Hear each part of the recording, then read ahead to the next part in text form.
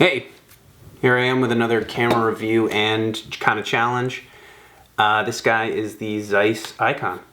So there were quite a few variations of this camera, but they first came out in 1920s, and this was kind of an unfolding kind of version.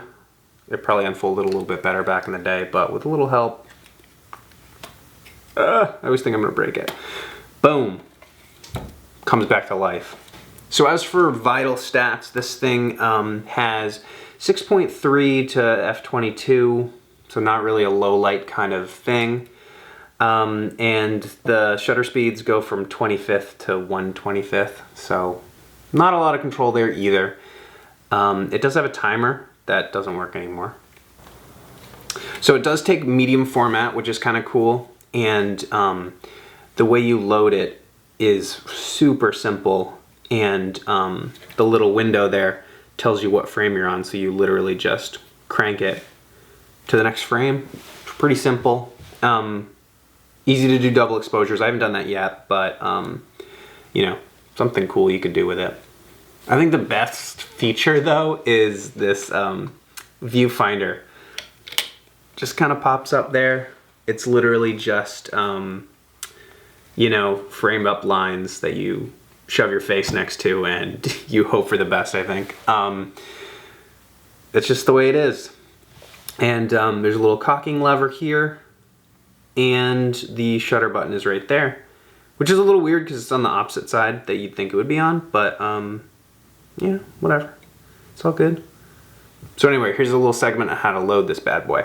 All right, to load, first thing you do is you pull this little tab. And here I am doing my best hand model, by the way. And make sure your take-up spool is on the right side, and then you're going to unroll your 120 film. You're going to pop it on the left side, pulling on this little tab right there. There you go, right there. And then you're going to pull the film right across onto the take-up spool. And at the bottom there you can see the crank I was talking about. That's how you're going to advance the film along. And that's pretty much it. You're just going to close it up, and then you're going to open this little window here. And the window pretty much tells you what frame you're on by looking through onto the paper. Right there. And you crank it on, and then when it gets to the little 1, you're good to go. So here I am at a slightly different angle to tell you about the first test that I tried with this, which was a still life with some Gray Sail beer, which shout out to Gray Sail people. So here's my setup, and I used hot lights because there's no sync on this at all, so it would be really hard to sync up some flashes. But I used, you know, a couple kickers and a main light, all bare, because I figured that the diffusion would really cut down on, you know, the power, and I really kind of needed a lot of power. I take that back. It actually wasn't too bad because with ISO 400, it was 50th at 6.3. So I did need a tripod, but it worked out. I think it worked out fine. So I had to get a little creative with focusing because there's absolutely no way to look through any kind of viewfinder and focus. You literally are just kind of range focusing with kind of distance. So I actually used the good old-fashioned tape measure and did 3 feet because that's the minimum kind of focusing. I actually had to pull back a little bit, but you know, if you got to do what you got to do, you know. So definitely pick something for a still life that you like. Anyway, this is the shot that I ended up with. I was pretty happy with it, but I definitely wanted to shoot a little more with this. I really did enjoy it, a little more than the brick. Oddly enough, I don't know why. So one thing I really didn't like about this is having to cock the shutter, and that's just kind of a function of like having an old camera, because, you know, I'm just not used to having to cock the shutter. Sounds a little dirty, but you know, it's something you have to remember to do, and you kind of look a little silly if you're like, and it's not doing anything. So yeah, so anyway, the next thing I'm gonna do is portraits. So, here we go. Okay, so here we are. I'm set up right here on a tripod, 6.3, 25th of a second, and the 400 ISO film. So, I got a light here, here, here. Hopefully we get some good light going. And what I found out is you should measure with a tape measure like I did before.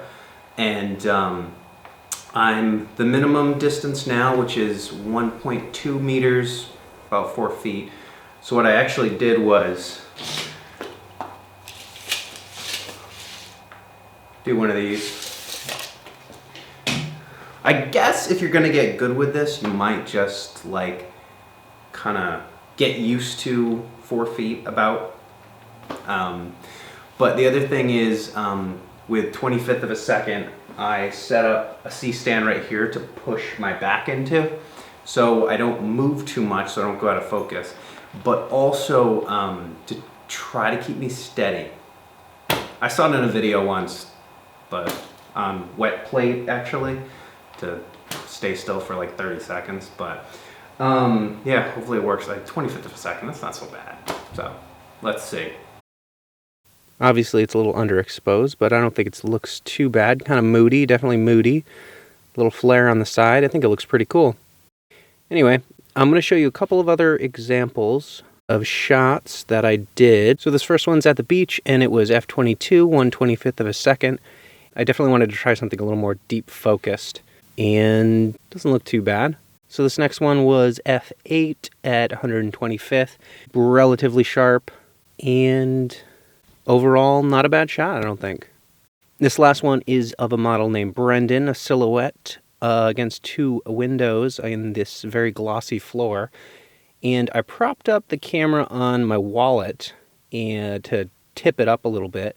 And I don't exactly remember the settings, but I think it turned out pretty well again.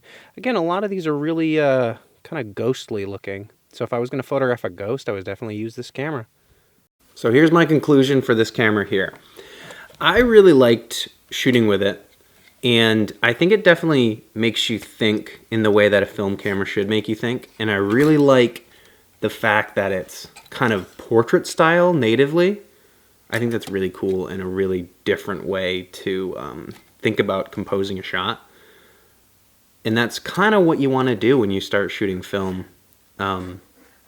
You know, getting your head around like a different way of shooting. Because if you just shoot digital all the time, you kind of get jaded. So you want to mix it up with stuff like this, honestly, in my opinion. And this makes you think. I really wish it had higher shutter speed than 1/25th of a second. That's really slow. I mean, even if you're in daylight, I mean, unless you're shooting with 100 ISO film, you can't even use the Sunny 16 rule. So it's really tough in that way.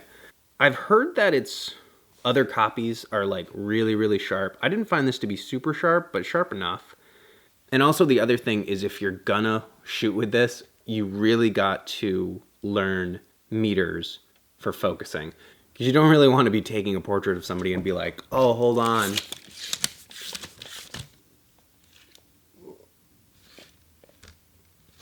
You don't want to be doing that. So I would suggest kind of getting a feel for the minimum focus distance and then getting good at knowing meters instead of feet. I guess you could, just remember, have flashcards to tell you what meter is what foot. Or be European, I guess. Other than that, I really think this is a cool camera. And I mean, it's kind of adorable, So it's got that going for it. And also it's super easy to use. Super easy with the crank makes it it's just so easy. It's so simple. Just interesting. I really, really dig this one. So in the comments, tell me if you think I passed the challenge. I think I did. I think my shots are pretty cool. I think I got some good results out of this. So let me know down below.